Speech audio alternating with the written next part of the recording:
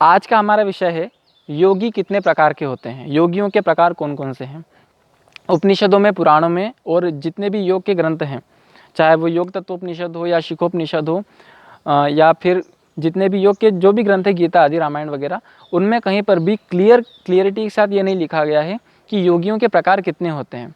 पर जितनी मेरी स्टडी है, जितना मैंने पढ़ा है, मैं उस हिसाब से थोड़ा सा यहाँ वहाँ से थोड़ा सा रेफरेंस निकाल करके योगियों के कुछ प्रकार आपको बता रहा हूँ, जो कि वो एक स्थिति ऐसी बता रहे हैं कि आप किस प्रकार के योगी, ये भी आप अपना आकलन इस चीज़ से कर सकते हैं। स्टार्ट करते हैं। सर्वेभ्यो नमो नमः।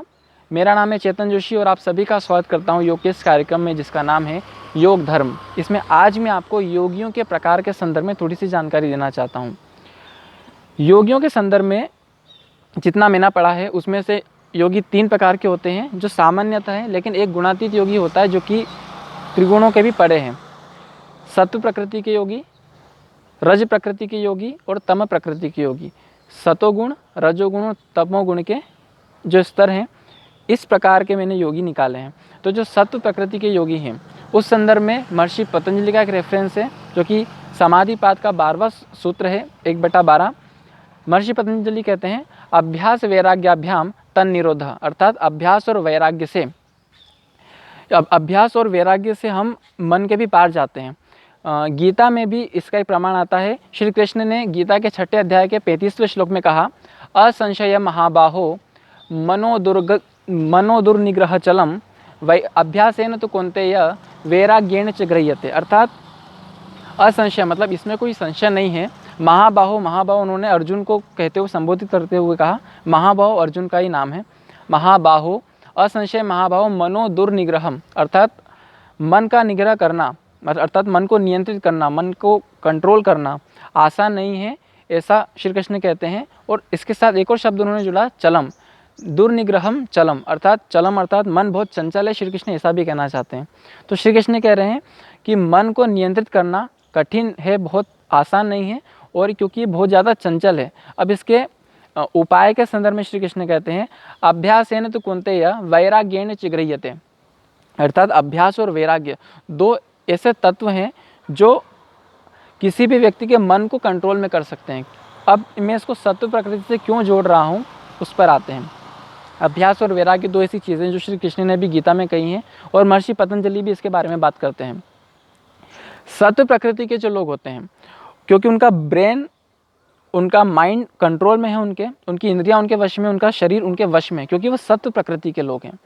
अब उनको आवश्यकता है केवल मन पर कंट्रोल करने की, केवल चित्त पर कंट्रोल करने की। आपने जो भी सीख लिया है, आपके पास जो भी नॉलेज है, योग के मैंने आपको फर्स्ट वीडियो में ही योग के 3 पक्ष बताए थे, ज्ञान पक्ष, योग का अभ्यास पक्ष और योग का आचरण पक्ष।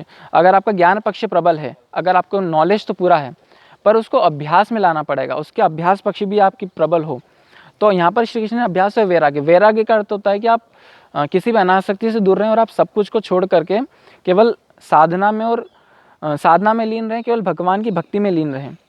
यह वैराग्य का अर्थ ऐसा है, और अभ्यास उसकी निरंतरता बनी रहे, उसकी ऐसी हैबिट हो जाए जो एक रूपता के साथ निरंतरता के साथ आपके साथ बनी रहे, आप उसको एक बार के लिए भी ब्रेक नहीं करें। अभ्यास वैराग्याम तन निरोधः, यह सत्व प्रकृति के योगियों में आते हैं। रज प्रकृति के जो योगी हैं, साधन पाद का, महर्षि पतंजलि का 2 अध्याय, साधन पाद का पहला सूत्र जो है वो क्रिया योग को परिभाषित करता है, जिसके अंदर उन्होंने 3 तत्व बताए हैं, तप, स्वाध्याय और ईश्वर प्रणिधान। महर्षि पतंजलि कहते हैं, तप, स्वाध्याय, ईश्वर प्रणिधानानि क्रिया योग, अर्थात तप, स्वाध्याय और ईश्वर प्रणिधान, ये तीनों को मिला करके क्रिया योग बनता है। और ये जो क्रिया योग है, ये सामान्यतः सभी के लिए लाभप्रद है, क्योंकि ये रज प्रकृति के लोगों के लिए होता है। और जितने भी लोग हम आसपास देखते हैं, वो सामान्यतः रज प्रकृति के होते हैं, क्योंकि रज प्रकृति जो है, जो रजोगुण है, वो एक बीच वाला तत्व है किसी भी व्यक्ति का, क्योंकि कभी कभी वो बहुत ज़्यादा तमोगुणी होता है, कभी कभी वो बहुत ज़्यादा सतोगुणी होता है, लेकिन रजोगुण उसमें मुख्यतः विद्यमान होता ही है। तो जो क्रिया योग है, उसकी मदद से वो योगी अपने योग की यात्रा को और ज़्यादा बेहतर करता है। तो उसके लिए क्रिया योग ज़रूरी है, इसलिए मैं इसको रजोगुण से जोड़ रहा हूँ। फिर तमोगुण जो है, तम प्रकृति के जो लोग हैं, उसके लिए उसमें ज़्यादातर जितने भी सामान्य लोग हैं, उनके भी निचले स्तर के जो लोग हैं, मतलब जो शुरुआत ही कर रहे हैं योग की, जिनको योग का कोई नॉलेज नहीं है, और जो बहुत ही ज़्यादा नेगेटिव लोग हैं, उनके लाइफ में कोई पॉजिटिविटी नहीं है, उनके लिए मैंने ये कैटेगरी रखी है जो तमोगुण के अंतर्गत आते हैं।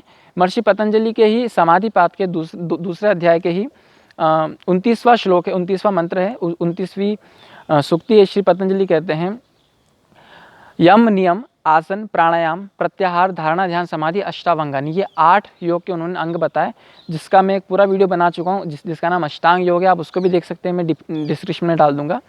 तो ये अष्टांग योग जो है, ये तमोगुण वालों के लिए, तमोगुण के जो योगी हैं उनके लिए बहुत श्रेष्ठ माना गया है। जो सत्वगुण वाले हैं उनको केवल अभ्यास और वैराग्य की आवश्यकता है, क्योंकि उनका जो ब्रेन है, जो उनकी बुद्धि है, जो उनका शरीर है, वो उनके नियंत्रण में है। बस उनको अभ्यास और वैराग्य की आवश्यकता है। और जो रज प्रकृति के लोग हैं उनको तप, स्वाध्याय और ईश्वर प्रणिधान की आवश्यकता है। और जो तमो प्रकृति के हैं, जो बहुत ही निकृष्ट श्रेणी कही जाती है, उनको अष्टांग योग की आवश्यकता है, क्योंकि उनको यम नियम आसन फिर प्राणायाम प्रत्याहार धारणा ध्यान समाधि पूरे सीक्वेंस से चलना पड़ेगा, तब जा करके वो धीरे धीरे रज प्रकृति में आएंगे, रजोगुण में आएंगे, और फिर धीरे धीरे वो सत्वगुण में आएंगे। और एक और होता है जो इन तीनों स्टेज को पार कर लेते हैं, कुछ ऐसे योगी होते हैं जो गुणातीत हो जाते हैं, जो सतोगुण रजोगुण तमोगुण की श्रेणी से भी परे हो जाते हैं, वो गुणातीत की श्रेणी में आते हैं। और ऐसे जो योगी हैं उनके लिए महर्षि पतंजलि के व्यास भाष्य के योग सूत्र में उन्होंने कहा, पहले अध्याय का 28वां जो श्लोक है वो उसमें कहते हैं, स्वाध्यायाद्योगमासीत योगात् स्वाध्यायमामनेत योग स्वाध्याय संपत्त्या परमात्मा प्रकाशते। अर्थात स्वाध्यायाद्योगमासीत, स्वाध्याय के बाद वो पुनः योग स्वाध्याय करता है, अर्थात वो ओम का जप करता है, वो अपनी साधना करता है और फिर से वापस अपने क्रिया योग में लग जाता है। वो फिर ओमकार का जप करता है और फिर वापस योग में लग जाता है, फिर साधना में लग जाता है।